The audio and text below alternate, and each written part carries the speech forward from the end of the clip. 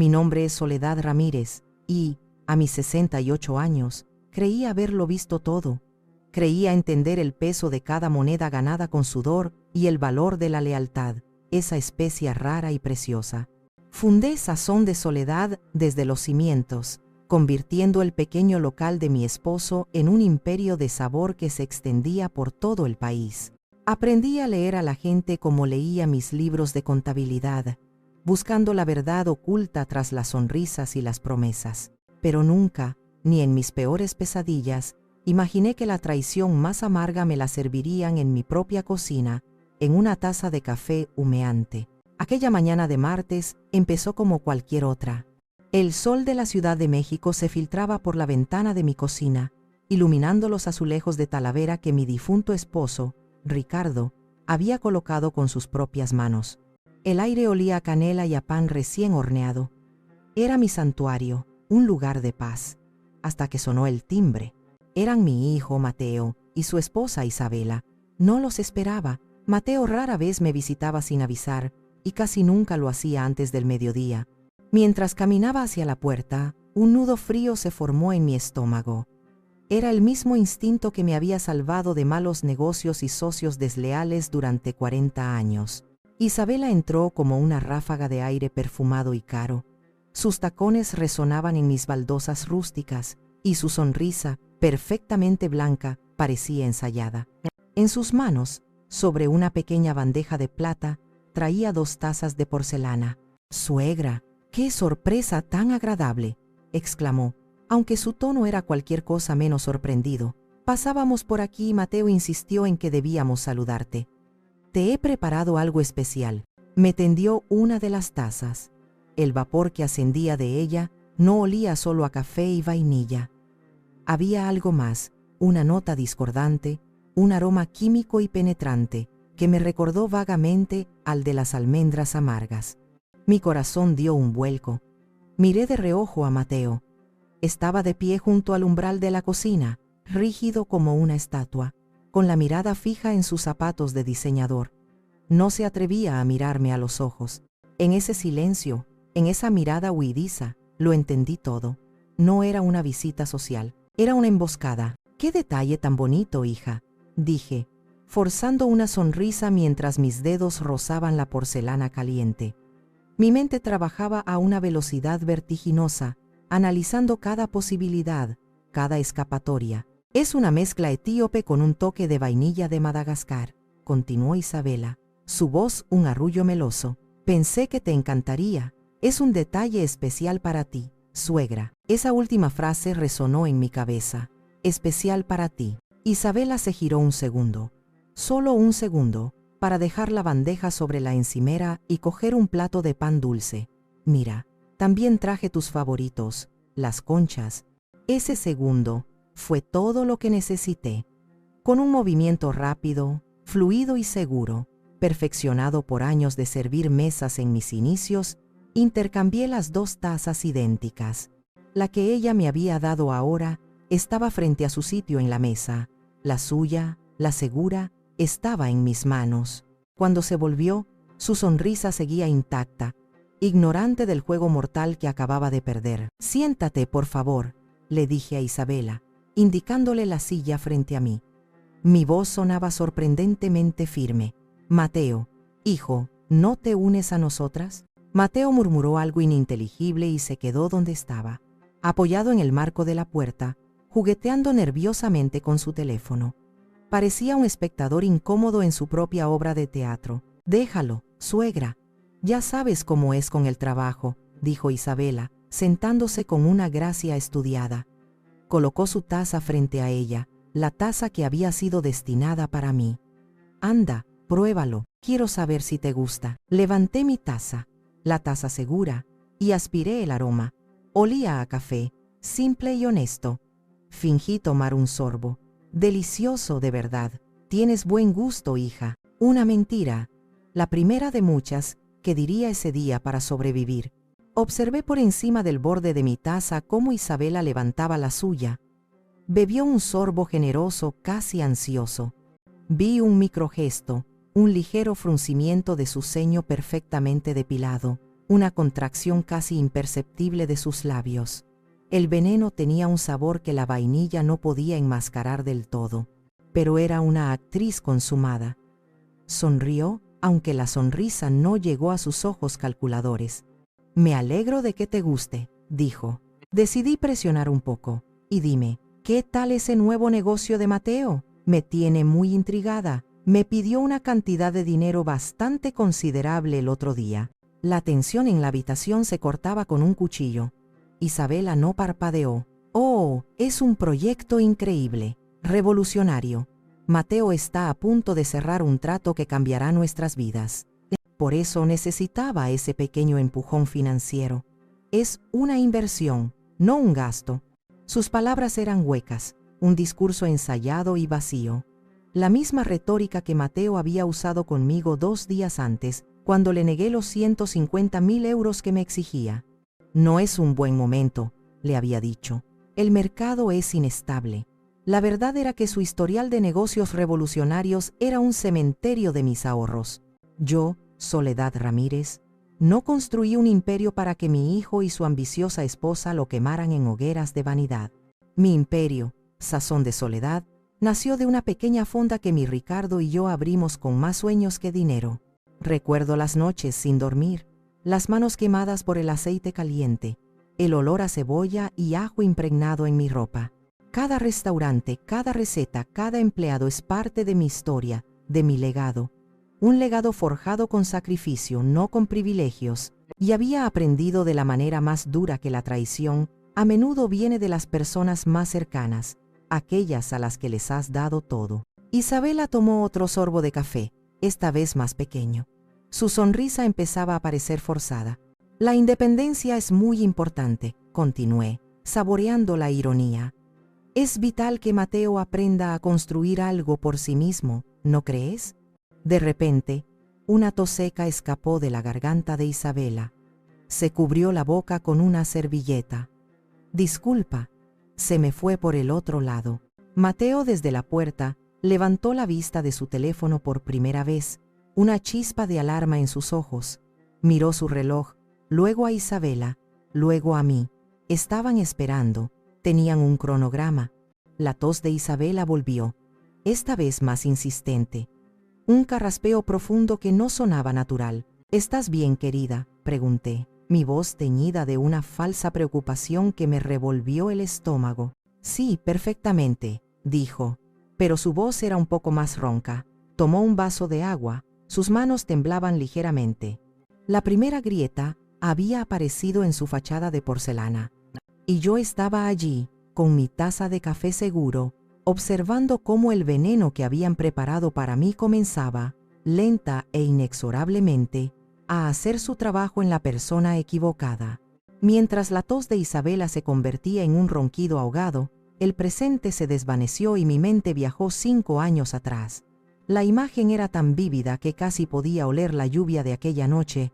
Mateo, con 29 años, estaba sentado en la misma silla que ocupaba ahora Isabela, llorando como un niño. No eran lágrimas de arrepentimiento, ahora lo sé, sino de autocompasión. «Lo he perdido todo, mamá, todo». Había invertido en una estafa de criptomonedas, seducido por promesas de riqueza rápida. Detrás de esa estafa había deudas de juego, un pozo oscuro y profundo que se había tragado el dinero de su fondo fiduciario y mucho más. Le debía una fortuna a gente peligrosa, gente que no aceptaba excusas. Esa noche no vi a un hombre irresponsable. Vi a mi niño, al pequeño que solía correr a mis brazos cuando se caía. El corazón de una madre es un órgano extrañamente ilógico. «¿Cuánto?», le pregunté, mi voz apenas un susurro. La cifra que me dijo me dejó sin aliento. Era una cantidad que podía poner en riesgo la estabilidad de la empresa. Durante una semana apenas dormí. Revisé las finanzas, hablé con mis asesores. Todos me dijeron lo mismo: déjalo caer, que aprenda la lección. Pero yo no podía. Ricardo, mi esposo, siempre me había dicho: la familia es lo primero, Sol. El dinero va y viene. Tomé una decisión que me dolió en el alma. Había un pequeño terreno en Oaxaca, una parcela con vistas a las montañas que Ricardo y yo habíamos comprado para construir nuestra casa de retiro. Era nuestro sueño, nuestro pedazo de paraíso. Lo puse a la venta. Recuerdo la conversación con Mateo cuando le entregué el cheque. Sus ojos, hinchados de tanto llorar, me miraron con una gratitud que parecía genuina. Te lo juro, mamá, nunca más. Voy a cambiar. Te haré sentir orgullosa, me dijo, abrazándome con fuerza. Y por un tiempo, le creí. Pero la memoria es selectiva. Mientras la tos de Isabela se intensificaba en el presente, otro recuerdo, más reciente, se abrió paso. Hace 2 años, justo después de casarse con Isabela, Mateo vino a mí con una nueva idea revolucionaria. Un restaurante de cocina de fusión molecular en Polanco. Quería competir con los grandes chefs internacionales. Mamá, esta es la buena. Isabela tiene contactos, conoce a la gente adecuada. Solo necesito el capital inicial. Mi instinto me gritaba que no, pero Isabela estaba allí, con su sonrisa dulce y sus palabras de apoyo. Soledad, confíe en él. Mateo tiene un talento increíble, solo necesita una oportunidad para brillar. Me dejé convencer. Quizás una esposa ambiciosa era lo que necesitaba para sentar la cabeza. Financié el proyecto, una suma exorbitante. El restaurante era un monumento al exceso, decoración minimalista, platos diminutos con precios astronómicos y cero alma. Fracasó en menos de 6 meses. La noche que cerró, fui a buscar a Mateo. Lo encontré en su lujoso apartamento, bebiendo un whisky que costaba más que mi primer sueldo. No había ni rastro de remordimiento. El mercado no estaba preparado para mi visión, dijo, encogiéndose de hombros. Los críticos son unos envidiosos. Y tú, mamá, nunca confiaste en mí de verdad.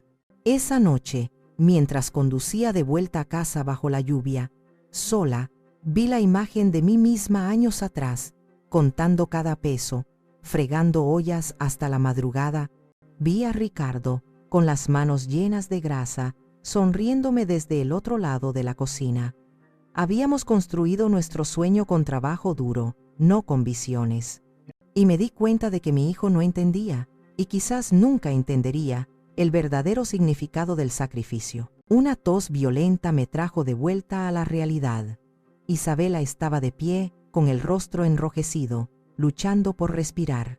El veneno estaba reclamando su víctima, y yo, recordando mis sacrificios, no sentí ni una pizca de piedad. Mientras Mateo ayudaba a una Isabela temblorosa a sentarse de nuevo, mi mente se deslizó hacia otro conjunto de recuerdos, todos teñidos por la presencia de mi nuera. Recordé el día en que Mateo me la presentó, hace 3 años, en una comida familiar en mi casa. Isabela era deslumbrante, alta, delgada, con un cabello rubio platino que parecía de seda y unos ojos azules tan claros que resultaban casi artificiales.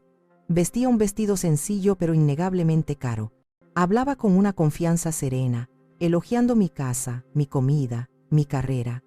Parecía la nuera perfecta, demasiado perfecta. Mi hermana Elena, que tiene un instinto para la gente tan afilado como sus chiles habaneros, se acercó a mí en la cocina mientras yo supervisaba el mole. «Ten cuidado con esa, hermana», me susurró, con su franqueza habitual.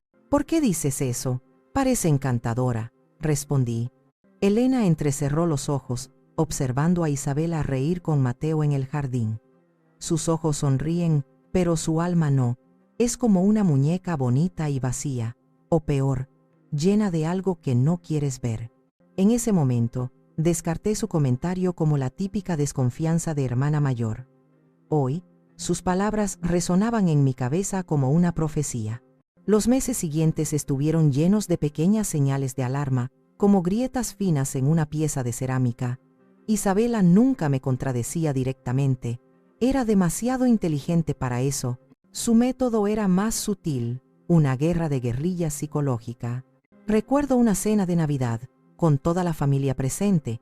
Uno de mis sobrinos me preguntó sobre los inicios de Sazón de Soledad. Comencé a contar la historia de cómo Ricardo y yo vendimos nuestro coche para comprar las primeras mesas, de cómo vivíamos en el cuartito trasero del local. Isabela interrumpió, con su voz suave y melosa. ¡Qué historia tan romántica! Soledad tuvo tanta suerte de empezar en una época más simple. Hoy en día, con la competencia y las redes sociales, se necesita una visión más moderna. Una estrategia de marca, con una sola frase, redujo mis años de lucha y sacrificio a una simple cuestión de suerte y tiempos más simples. Me hizo sentir anticuada, una reliquia. Lo peor fue la reacción de Mateo. En lugar de defenderme, asintió con entusiasmo. Exacto, es lo que siempre le digo. El trabajo duro ya no es suficiente, mamá. Necesitas branding, me defendió a ella, a la mujer que conocía desde hacía unos meses, por encima de la madre que le había dado la vida y todo lo que tenía. Esa noche, por primera vez, me sentí como una extraña en mi propia mesa, una forastera en mi propia familia. Hubo otros incidentes, regalos caros que yo le hacía y que nunca le veía usar, comentarios casuales sobre lo agotador que debía ser para mí seguir manejando el negocio a mi edad, sugerencias de que debería delegar más en Mateo, es decir, en ella. Era una campaña lenta y metódica para aislarme, para minar mi autoridad y mi confianza. Estaba plantando semillas de duda en la mente de todos, presentándome como una anciana frágil y un poco senil que se aferraba a un pasado glorioso. Y Mateo, ciego de amor o de ambición, se lo tragó todo. Se convirtió en su eco, en su marioneta. Dejó de llamarme tan a menudo. Nuestras conversaciones se volvieron superficiales. La calidez que una vez hubo entre nosotros fue reemplazada por una distancia cortés y fría. Necesito aire, jadeó Isabela, sacándome de mis recuerdos. Su rostro tenía un tinte grisáceo. Sí, el alma de Isabela no sonreía. Era un abismo oscuro y helado, y había arrastrado a mi hijo con ella hasta el fondo. La escena en mi cocina se transformó de una tensión incómoda a un pánico caótico en cuestión de segundos. La tos de Isabela se convirtió en un espasmo violento que sacudía todo su cuerpo. Se puso de pie de un salto, tirando la silla hacia atrás con un ruido sordo. Sus manos se aferraron a su garganta como si intentara arrancarse un enemigo invisible. No, no puedo. Respirar, graznó, con los ojos desorbitados por el terror. Su rostro, normalmente pálido y perfecto, estaba ahora congestionado y cubierto de manchas rojizas. Mateo finalmente salió de su letargo. Corrió hacia ella, su rostro una máscara de pánico que, por primera vez, parecía genuino. No el pánico de un esposo preocupado, sino el de un conspirador cuyo plan se ha torcido de forma catastrófica. «Isabela, ¿qué te pasa? ¿Es una reacción alérgica?», gritó, sosteniéndola mientras ella se tambaleaba. «Hospital», logró sisear ella entre arcadas. Ahora, mientras ellos representaban su drama, yo me quedé sentada, una isla de calma en medio de la tormenta. Observaba la escena con una frialdad que me sorprendió a mí misma. Cada detalle se grababa en mi memoria. El sudor en la frente de Mateo, el rímel corrido bajo los ojos de Isabela, el sonido agudo y sibilante de su respiración. Esta era la consecuencia directa de sus actos. Estaban bebiendo de su propia copa envenenada, y yo era la única espectadora. «Llamaré a una ambulancia», dije, mi voz cortando el caos. Saqué mi teléfono con mano firme. «No hay tiempo», exclamó Mateo. «La llevaré yo mismo. El hospital está a 10 minutos». Tenía razón en una cosa. Con el cianuro, cada segundo cuenta. Y él lo sabía. Lo habían planeado todo, excepto que la víctima fuera la equivocada. El viaje al hospital fue una obra maestra de la actuación. Me senté en el asiento trasero del lujoso coche de Mateo, un auto que yo había pagado, por supuesto. Isabela estaba en el asiento del copiloto, gimiendo y jadeando de forma teatral.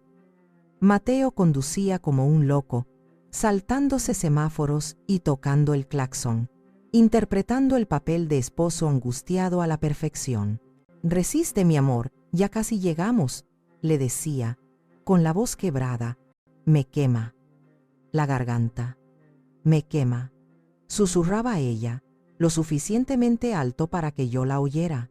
El olor a almendras, la dificultad para respirar, la sensación de quemazón. Alguien había hecho bien sus deberes, habían investigado, Habían calculado una dosis para matar a una mujer de mi edad y complexión. Si yo hubiera bebido esa taza, probablemente ya estaría muerta, desplomada en el suelo de mi cocina. La ironía era tan perfecta que casi me hizo sonreír. Llegamos a la sala de urgencias del Hospital Ángeles como un torbellino. ¡Ayuda! Mi esposa no puede respirar. Creo que la han envenenado, gritó Mateo, atrayendo la atención inmediata de todo el personal. En cuestión de minutos, Isabela estaba en una camilla, rodeada de médicos y enfermeras. Le pusieron una máscara de oxígeno, le conectaron monitores que empezaron a pitar rítmicamente.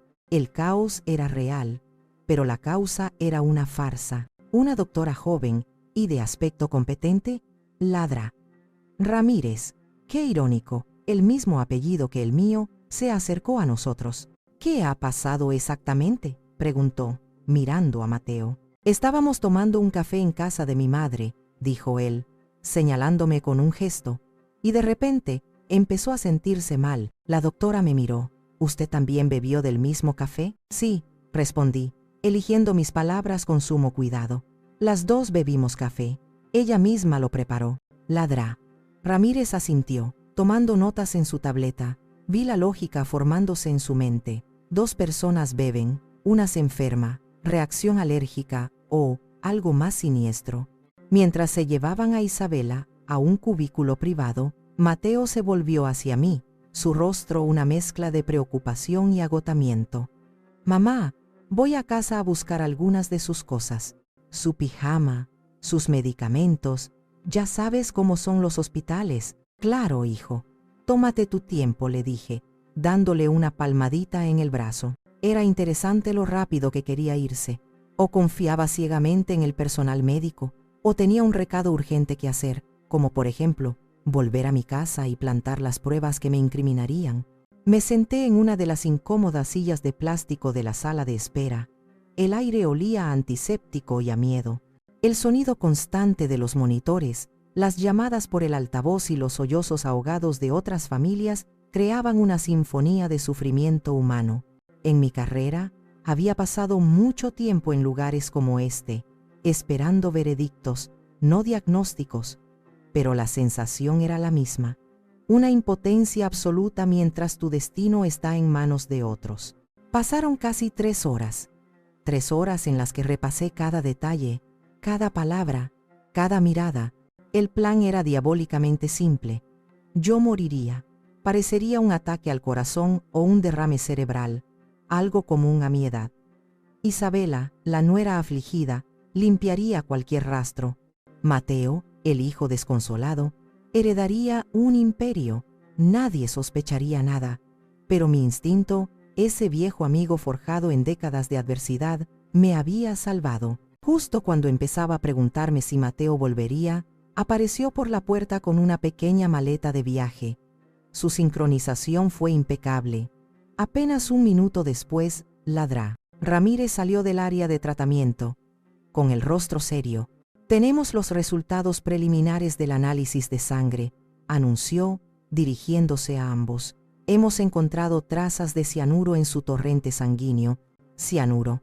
La palabra quedó suspendida en el aire, pesada y letal.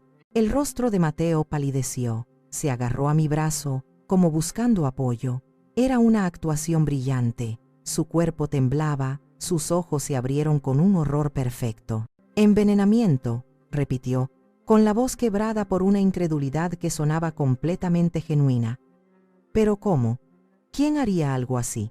La doctora estaba a punto de responder, pero una voz débil, pero sorprendentemente clara, se escuchó desde detrás de la cortina del cubículo de Isabela. Fue ella. Un enfermero corrió la cortina. Isabela estaba semisentada en la camilla, con la máscara de oxígeno a un lado. A pesar de su aspecto frágil, sus ojos ardían con una malicia triunfante. Su dedo tembloroso me apuntaba directamente. Fue ella, mi suegra.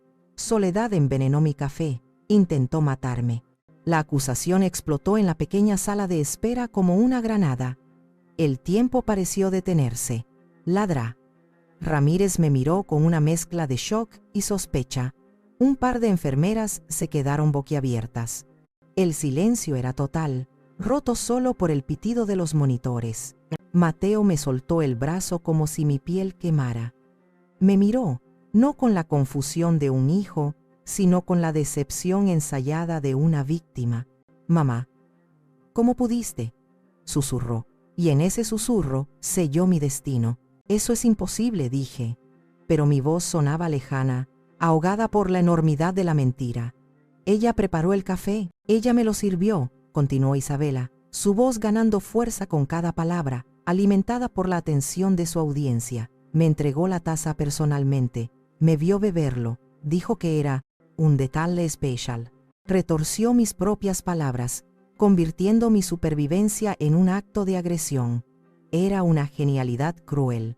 Me habían tendido una trampa y yo había caído de cabeza en ella. No importaba que yo fuera la víctima original.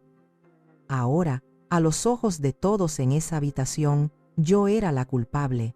Yo era la matriarca celosa, la suegra malvada de las telenovelas. Yo era la asesina. Ladrá. Ramírez, obligada por el protocolo, hizo la llamada. «Seguridad, y llamen a la policía. Tenemos un posible envenenamiento intencionado en urgencias». Mientras esperaba la llegada de la policía, miré a mi hijo. Mateo evitaba mi mirada, concentrado en consolar a su esposa, acariciando su mano y susurrándole palabras tranquilizadoras. El hijo que yo había criado, el niño al que le había curado las rodillas raspadas y al que había defendido de todo y de todos, me estaba entregando a los lobos sin pestañear. Y en ese momento, el dolor de la traición fue 1000 veces más letal que cualquier veneno. El detective que llegó se llamaba Morales. Era un hombre de unos 40 años, con un traje arrugado y una mirada cansada que sugería que había visto demasiadas veces el lado oscuro de la naturaleza humana. No se dejó impresionar por el lujo del hospital ni por el drama de la situación.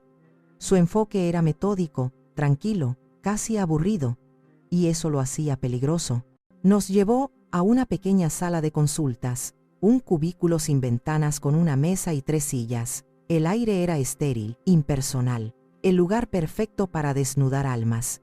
«Señora Ramírez», comenzó, abriendo una libreta. «Entiendo que usted es la suegra de la víctima, la señora Isabela». Hizo una pausa, mirando sus notas. «González, y que usted le sirvió el café que supuestamente contenía el veneno». «Yo no le serví ese café, detective», respondí, mi voz firme a pesar del temblor en mi interior. «Ella trajo 2 tazas a mi casa. Ella misma las preparó. Dijo que una era para mí. Olía extraño, así que cuando se dio la vuelta, las intercambié. Ella bebió de la taza que originalmente me había ofrecido a mí». Conté la historia de forma clara y concisa, sin adornos, sin emoción, como le había enseñado a cientos de testigos a declarar durante mis años como empresaria, enfrentando demandas. Los hechos, solo los hechos. El detective Morales escuchó sin interrumpir, su bolígrafo deslizándose sobre el papel. Su rostro era una máscara impenetrable, no mostraba ni creencia ni escepticismo. «¿Por qué no la detuvo?», preguntó cuando terminé. «¿Por qué no le dijo que el café olía mal? ¿Por qué no lo tiró simplemente?». Era la pregunta lógica, la falla en mi historia. «Porque no estaba segura», admití. «Fue un instinto, una corazonada. Pensé que si me equivocaba, crearía un drama innecesario.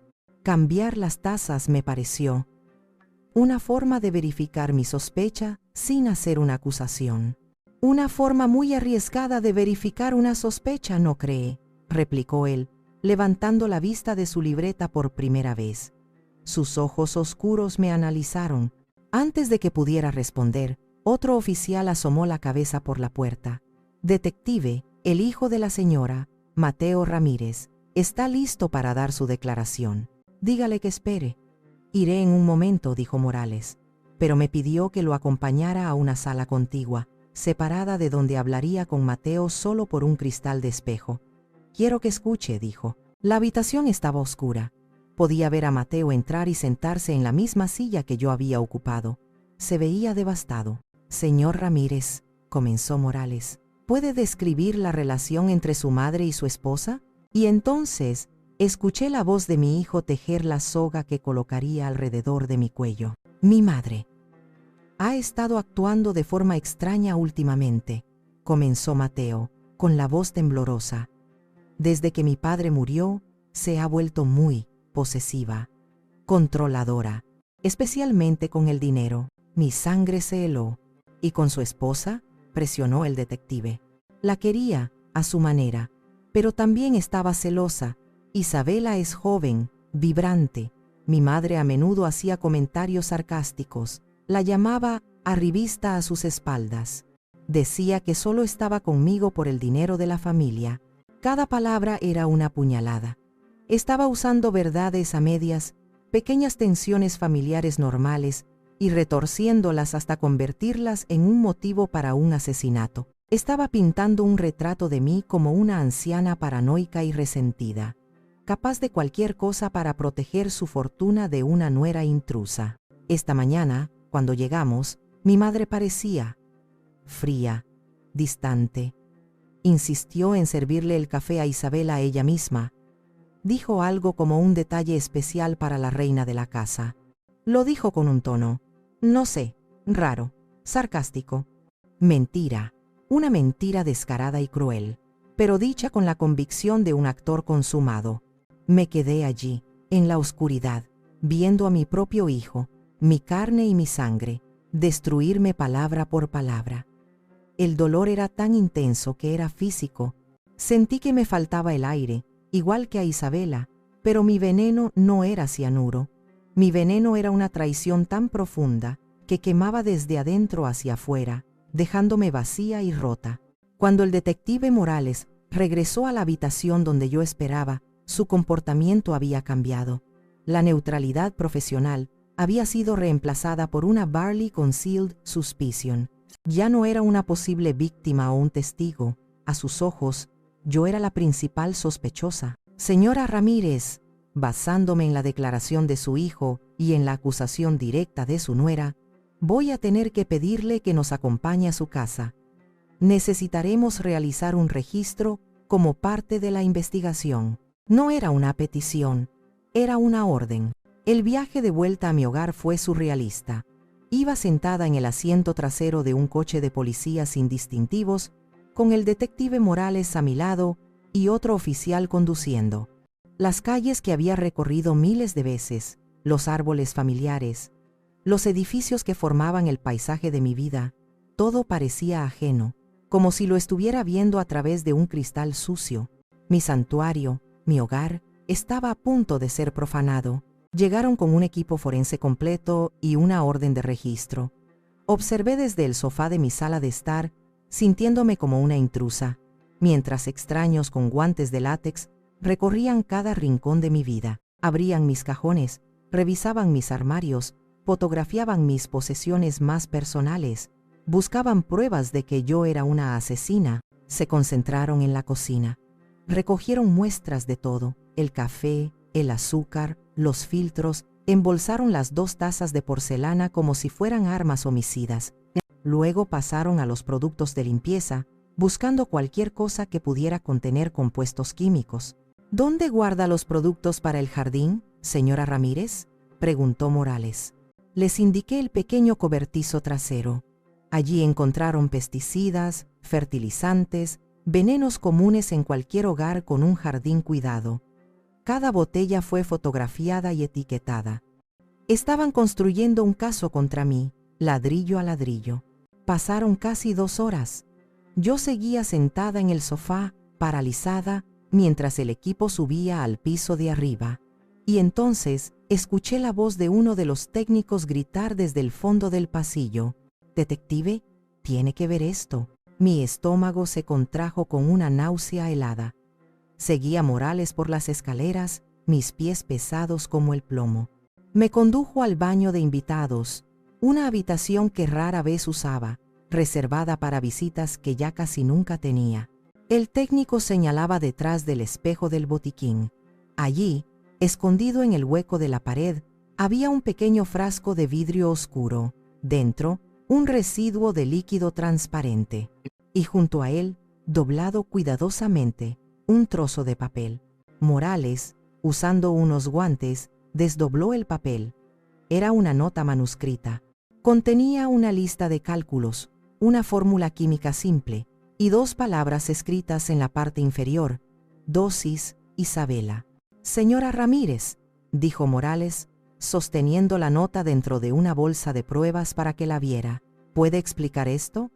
La caligrafía parece ser suya. Miré la nota. El mundo a mi alrededor empezó a dar vueltas. La letra era, sin lugar a dudas, una imitación casi perfecta de la mía. La forma en que cruzaba la strima, el bucle de mis hebrima. Alguien había estudiado mi escritura. Alguien había planeado esto con una meticulosidad aterradora. Yo no he escrito eso, dije. Mi voz un hilo tembloroso.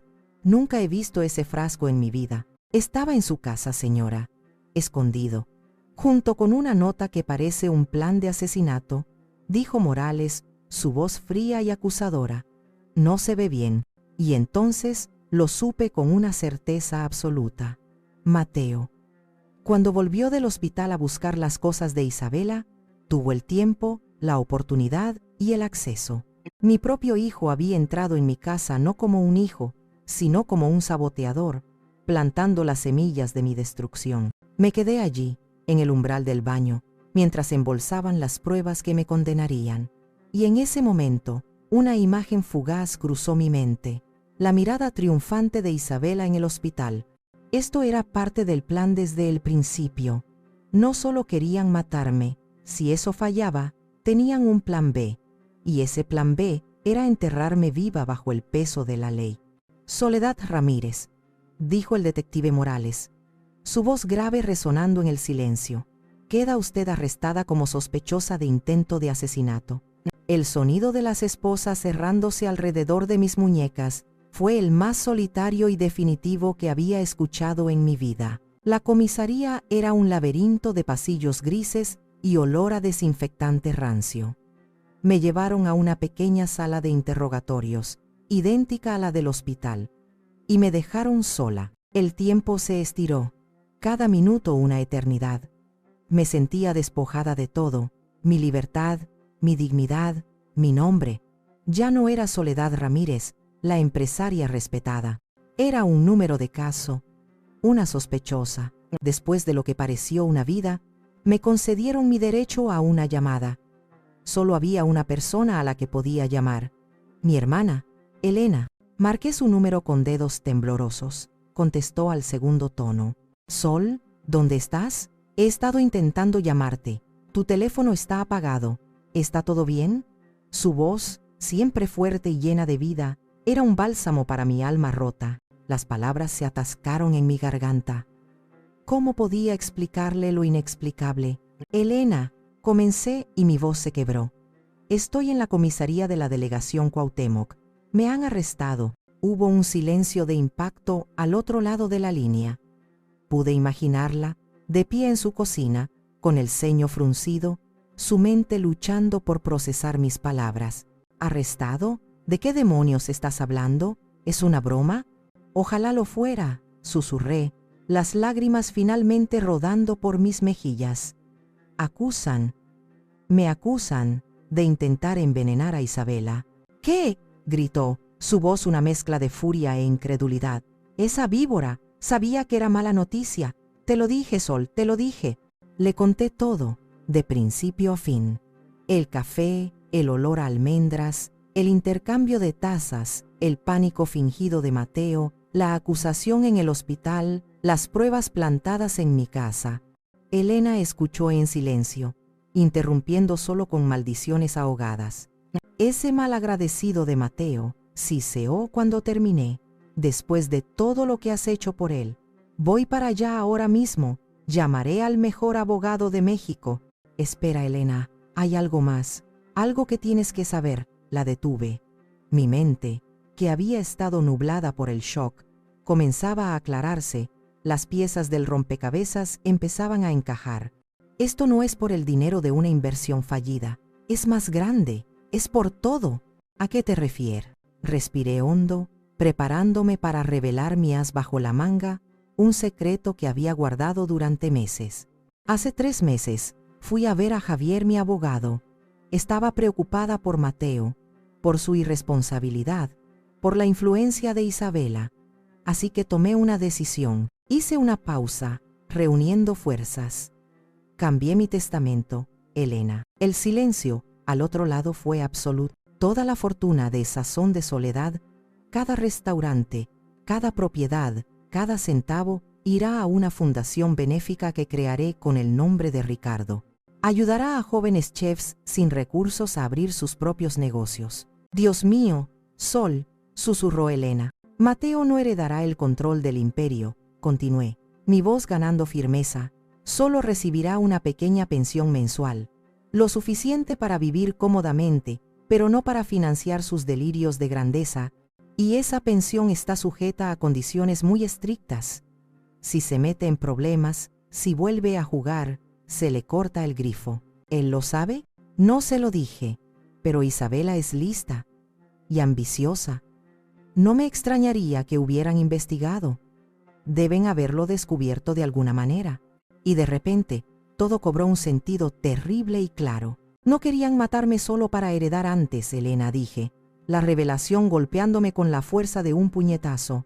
Sabían que matarme no les daría nada. El testamento ya estaba cambiado. Entonces, ¿por qué?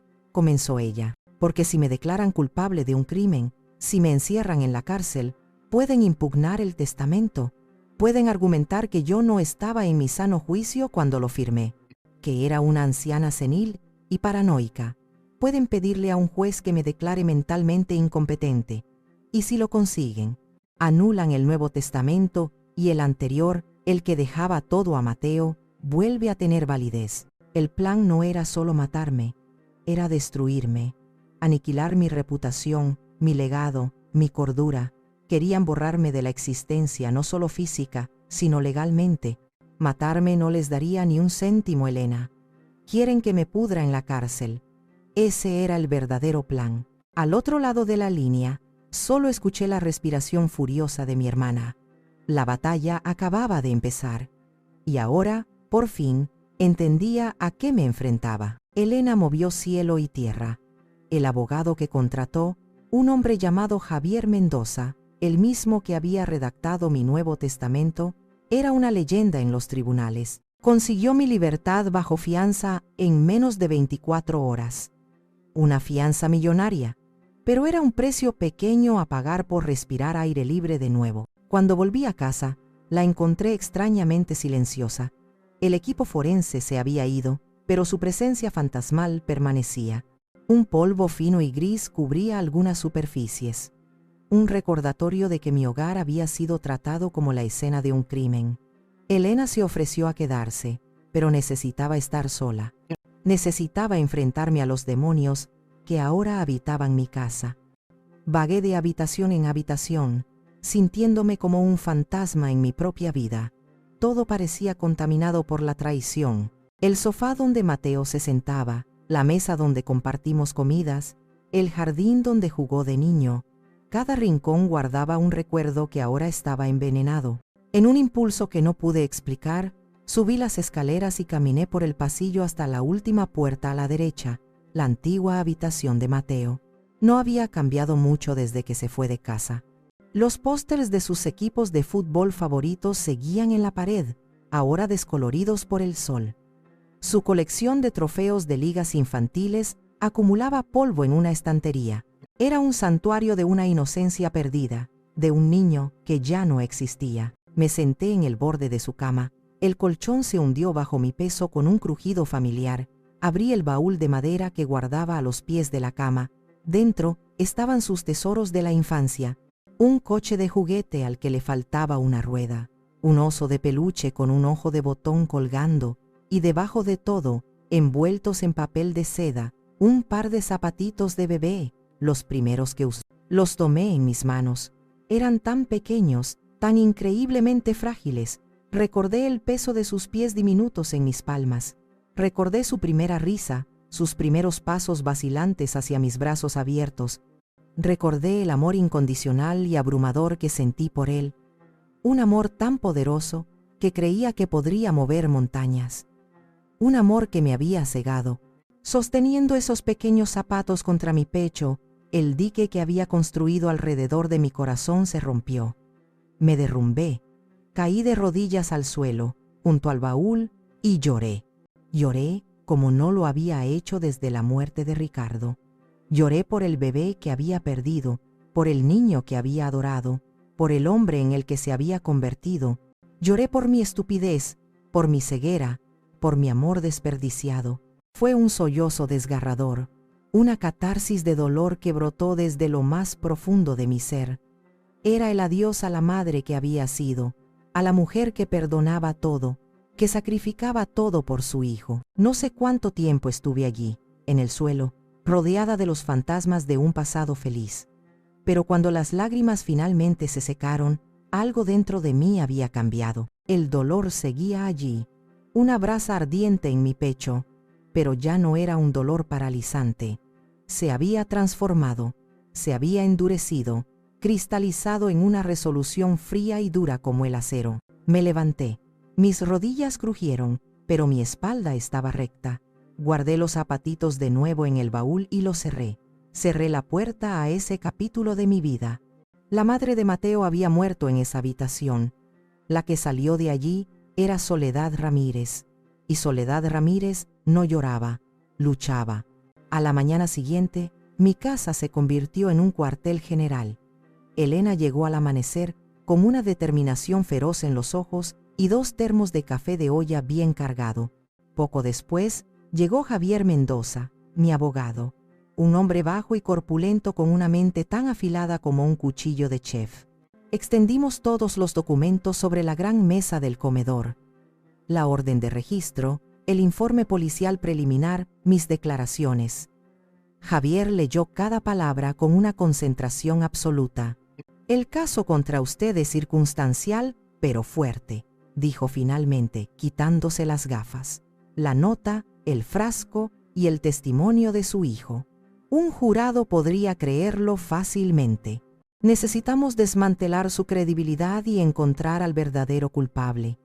Necesitamos demostrar que Isabela, o como sea que se llame, es la mente maestra. ¿Por dónde empezamos?, preguntó Elena impaciente.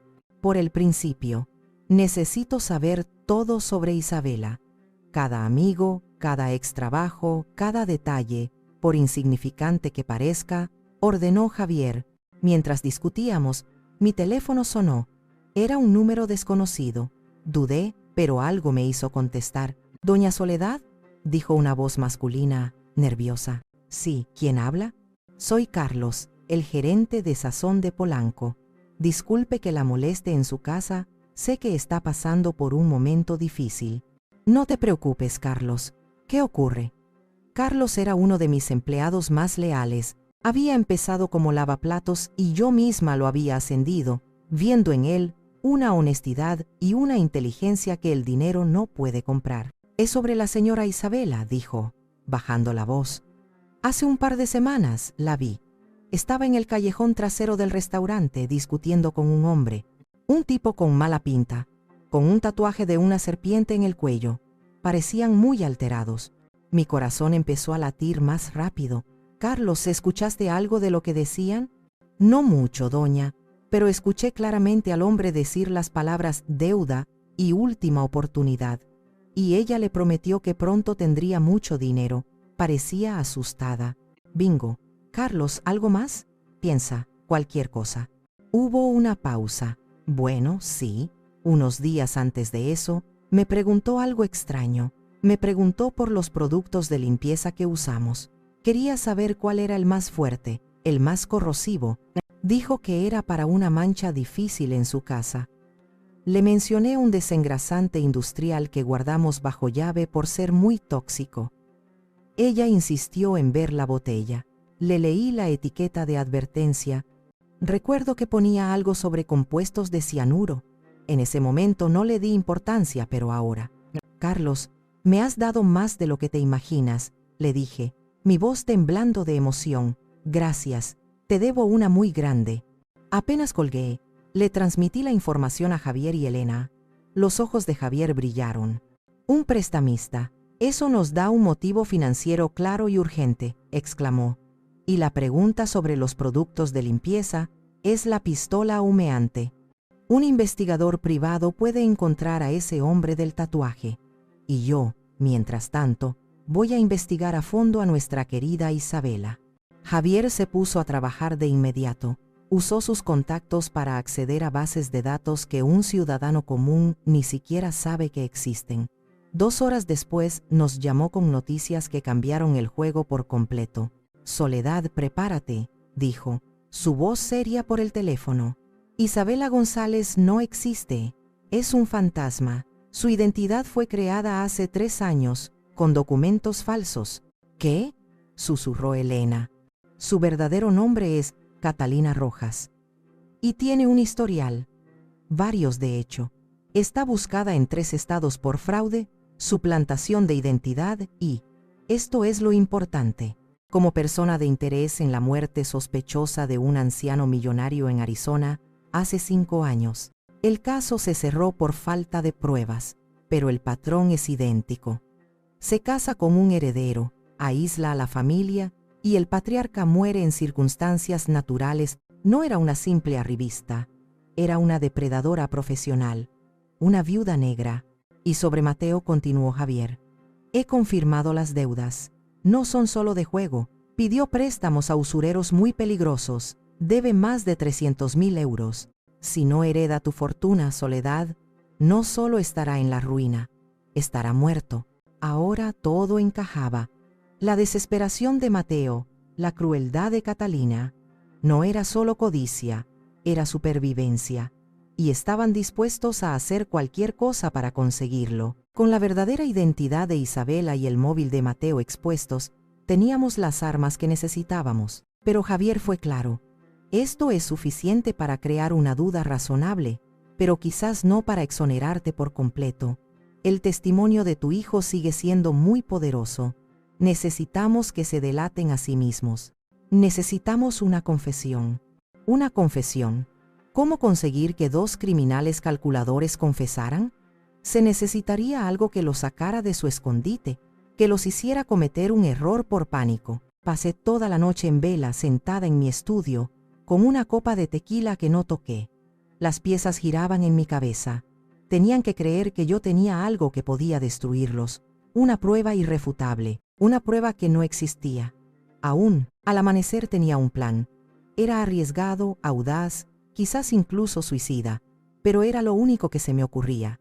Llamé a Javier y Elena y les pedí que vinieran de inmediato. «Vamos a tenderles una trampa», les anuncié cuando estuvieron sentados frente a mí. «Vamos a usarme a mí misma como cebo». Elena protestó al instante.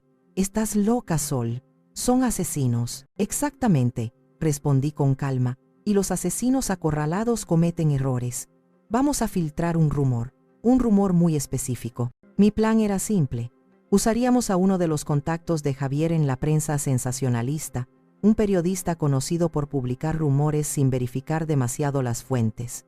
El rumor sería que yo había encontrado algo, una grabación de una vieja cámara de seguridad de la cocina, una que había instalado Ricardo años atrás y que yo misma había olvidado, una grabación que supuestamente mostraba claramente a Isabela echando algo en mi taza de café antes de ofrecérmela. «Pero esa cámara no funciona desde hace años», dijo Elena.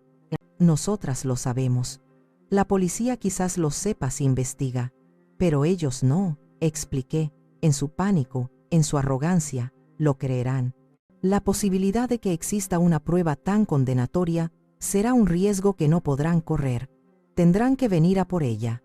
Tendrán que entrar en esta casa a robar esa cinta. Y cuando lo hagan», comenzó a entender Javier, una lenta sonrisa formándose en su rostro. «La policía estará esperando», terminé yo. Javier admitió que el plan era brillante en su simplicidad. Elena seguía aterrorizada, pero vio la lógica en mis palabras. Era nuestra única oportunidad de conseguir una prueba irrefutable. La filtración se orquestó con la precisión de una operación militar. El contacto de Javier publicó una nota críptica en su columna online. Fuentes cercanas al caso Ramírez sugieren que la matriarca del imperio, Sazón de Soledad, podría tener un as bajo la manga, una grabación de video que podría cambiar el curso de la investigación. ¿Veremos un giro dramático en los próximos días? Era vago, pero lo suficientemente específico como para encender la mecha. Ahora solo quedaba esperar. Para hacerlo más creíble, Reforcé la seguridad de mi casa de forma ostentosa. Contraté a 2 guardias uniformados para que patrullaran el perímetro durante el día. Le dije a mi personal de servicio que me tomaba unos días libres. La casa debía parecer una fortaleza durante el día y vulnerable durante la noche. Mientras tanto, Javier trabajaba con el detective Morales. Al principio, el detective se mostró escéptico, pero la información sobre la verdadera identidad de Catalina Rojas y sus crímenes pasados era innegable. La Policía Federal ya la estaba buscando. Mi historia de repente parecía mucho más plausible. A regañadientes, Morales aceptó cooperar. No podía autorizar una operación oficial basada en un rumor, pero accedió a tener un equipo de vigilancia discreto cerca de mi propiedad. Y lo más importante, me proporcionaron un equipo de grabación de audio y video para la casa. La espera fue la parte más difícil. Cada crujido de la casa me hacía saltar. Cada sombra en el jardín parecía una amenaza. Pasé 2 días encerrada, saltando cada vez que sonaba el teléfono. En la segunda noche, recibimos la primera señal de que habían mordido el anzuelo. Un investigador privado contratado por Javier nos informó que alguien había intentado hackear el sistema de seguridad de mi casa de forma remota. El intento fue torpe y falló, pero era la prueba que necesitábamos. Estaban planeando su movimiento. Estaban nerviosos. Estaban viniendo a por mí. La tercera noche, la atmósfera en mi casa era eléctrica. Elena estaba conmigo, a pesar de mis protestas. Se negó a dejarme sola. Estábamos sentadas en la sala de estar, en completa oscuridad, con solo el brillo de los monitores de seguridad ocultos que Javier había instalado. Mostraban múltiples ángulos de la casa, tanto dentro como fuera. La policía estaba apostada en vehículos, sin identificar al final de la calle, esperando mi señal. En mi blusa, llevaba un micrófono diminuto. Pasada la medianoche, una de las cámaras exteriores parpadeó. Un sensor de movimiento en el jardín trasero se había activado. Elena ahogó un grito. En el monitor vimos 2 figuras vestidas de negro, moviéndose sigilosamente a través de los rosales. «Están aquí», susurré, mi corazón martillando contra mis costillas. Presioné el pequeño botón de pánico que llevaba en el bolsillo, alertando al equipo de Morales. Las figuras se acercaron a las puertas francesas del comedor. Reconocí la silueta más alta, incluso en la oscuridad. Mateo. Conocía cada punto ciego de esta casa. Forzaron la cerradura con una facilidad alarmante. En segundos, estaban dentro. Les di tiempo. Les dejé buscar. Podía oírlos moviéndose por el piso de abajo, susurrando con urgencia. Abrían cajones, revisaban armarios. Buscaban una cinta de video que no existía. «No está aquí», escuché la voz siseante de Catalina. «Nos ha engañado. Tiene que estar en su estudio. Guarda todo lo importante allí», respondió Mateo. Esa era mi señal. Me levanté y caminé hacia mi estudio, encendiendo la pequeña lámpara de mi escritorio. Me senté de espaldas a la puerta, fingiendo leer unos documentos. La puerta se abrió de golpe. Me giré lentamente, representando el papel de mi vida. Mi rostro mostraba sorpresa, luego miedo. «Mateo, ¿qué estáis haciendo aquí, Jader?» «Hola, mamá», dijo él, su voz extrañamente tranquila.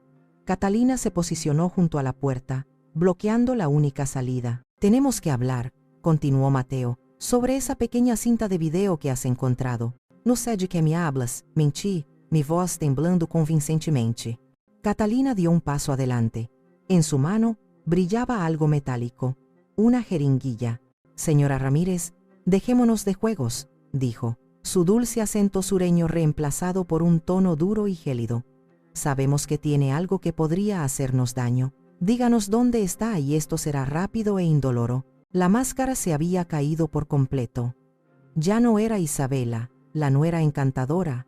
Era Catalina Rojas, la asesina profesional. «No hay ninguna cinta», dije, permitiendo que el pánico se apoderara de mi voz. Me lo inventé. Pensé que si la gente creía que tenía pruebas, investigarían más a fondo. Mateo y Catalina intercambiaron una mirada. Vi la duda en los ojos de mi hijo, pero la fría certeza en los de ella. «Está mintiendo», dijo Mateo. «No, no lo está», respondió Catalina, estudiándome con la evaluación de un profesional. Dice la verdad. Es un farol. No hay ninguna cinta. Un silencio tenso llenó la habitación. Entonces, ¿por qué estamos aquí?, preguntó Mateo, confundido. Catalina sonrió, y fue la expresión más aterradora que había visto en mi vida. Porque ahora sabemos con certeza que no tiene nada contra nosotros, lo que significa que podemos terminar esto correctamente. Levantó la jeringuilla, la aguja brillando bajo la luz de la lámpara. Vi mi propia muerte reflejada en sus ojos vacíos. Era el momento. Esperad, dije, mi voz apenas un susurro. Antes de que lo hagáis, necesito saber una cosa. Catalina enarcó una ceja. ¿Qué? Miré a mi hijo, al hombre que había sido mi mundo entero. Mateo, ¿alguna vez me quisiste de verdad? ¿O siempre fue solo por el dinero? Por un instante, vi un destello de algo en su rostro. Dolor, confusión. Mamá, yo, comenzó, su voz vacilante. Pero Catalina se rió, un sonido agudo y cruel. Él ama tu dinero, lo interrumpió, igual que yo, igual que todos los que alguna vez han fingido que les importabas. Era la cosa más cruel que podría haber dicho, y era exactamente lo que necesitaba que dijera para la grabación. Gracias, dije en voz baja. Gracias por decirme la verdad. La confusión en el rostro de Catalina duró exactamente el tiempo que tardó el equipo de asalto de la policía en reventar cada entrada del estudio simultáneamente. Policía, manos arriba donde pueda verlas. El caos estalló. Mateo se rindió sin luchar, cayendo al suelo en estado de shock. Catalina intentó abalanzarse sobre mí con la jeringuilla, pero fue derribada por una agente antes de que pudiera dar 2 pasos. Todo terminó en menos de 30 segundos. Mientras leían sus derechos a mi hijo y a la mujer que lo había destruido, yo permanecí sentada en mi silla, temblando, pero viva. Mateo me miró desde el suelo, su rostro una mezcla de odio e incredulidad. Nos tendiste una trampa, siseó. Tú intentaste asesinarme, respondí, mi voz fría como el hielo. Yo solo te devolví el favor. 6 meses después, estaba sentada en la primera fila de un tribunal federal. El juicio había sido la comidilla de los medios de comunicación. La viuda negra de Polanco, así llamaban los periódicos a Catalina Rojas. Las pruebas en su contra eran abrumadoras. El testimonio de los familiares de sus víctimas anteriores, los registros financieros que demostraban su patrón de fraude y, la joya de la corona, la grabación de alta calidad de mi estudio, donde confesaba sus intenciones con una frialdad escalofriante. Catalina recibió 4 cadenas perpetuas consecutivas, una por cada asesinato probado y otra por el intento de asesinato contra mí. No mostró ninguna emoción cuando el juez leyó la sentencia. Su rostro de porcelana permaneció impasible, sus ojos azules vacíos. El caso de Mateo fue más complejo. Su abogado intentó presentarlo como una víctima, un hombre débil manipulado por una mujer malvada, y en cierto modo, era verdad, pero la grabación no mentía. Él había estado allí, había sido cómplice, había elegido el dinero por encima de su madre, recibió una sentencia de 25 años por conspiración para cometer asesinato y fraude. Cuando los alguaciles se lo llevaron, esposado, se giró para mirarme por última vez. Sus ojos estaban llenos de lágrimas, de arrepentimiento, de una súplica silenciosa. Desvié la mirada. Era demasiado tarde para lágrimas. El niño al que yo había amado había muerto hacía mucho tiempo. El hombre que estaba allí era un extraño, y su destino ya no era mi problema. Al salir del juzgado, me vi rodeada por un enjambre de reporteros y cámaras. La narrativa había cambiado drásticamente. Ya no era la suegra sospechosa. Ahora era la heroína, la matriarca valiente que había atrapado a una asesina en serie, Soledad Ramírez.